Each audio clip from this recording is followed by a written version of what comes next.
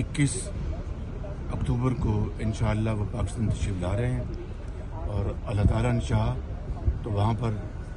उनका पाकिस्तान के अवाम वालियाना तारीख़ी इस्तकबाल करेंगे इंशाअल्लाह। और मेरी आपके तवज्जुह से गुजारिश है अपने भाइयों और मुस्लिम लीग की ज़ुमा लीडर्स कि वो अब बैरून मुल्क का सफ़र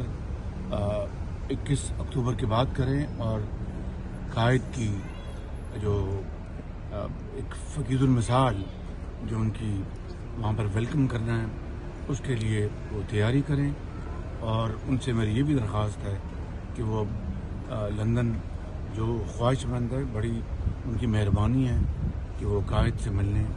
के लिए बहुत ख्वाहिशमंद है, लेकिन मेरी अब उनसे इस्तदा है कि वो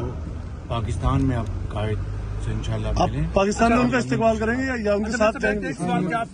नवाज शरीफ साहब की इंस्ट्रक्शंस पर उनसे हमेशा वो आपको कहते हैं कि आप उनका जो बयानिया वो मीडिया के सामने वो रखें, तो ये बहुत सारे लोग जानना चाह रहे हैं कि जो आप अगर ये बता दें कि पाकिस्तान वापसी के ऊपर क्या मुस्लिम लीग का अगले इलेक्शन से पहले बयानिया क्या होना है?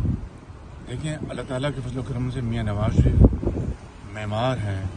पाकिस्तान की तरक्की और खुशहाली के, और उन्हीं के दौर में 20-20 घंटे के जो बिजली के जो बंदिश थी वो ख़त्म हुई और अरबों डॉलर के सी पैक और पाकिस्तान के अपने वसाइल से 12,000 मेगावाट बिजली पैदा करके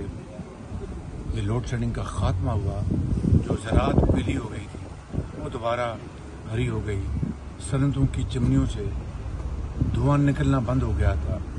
वो चली, रोज़गार दोबारा वापस आया, एक्सपोर्ट्स में इजाफा हुआ और मुल्क के अंदर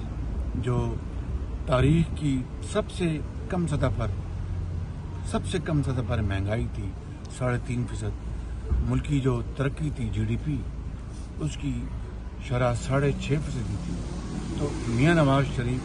इंशाअल्लाह उसी सफ़र को आगे बढ़ाने के लिए पाकिस्तान अपने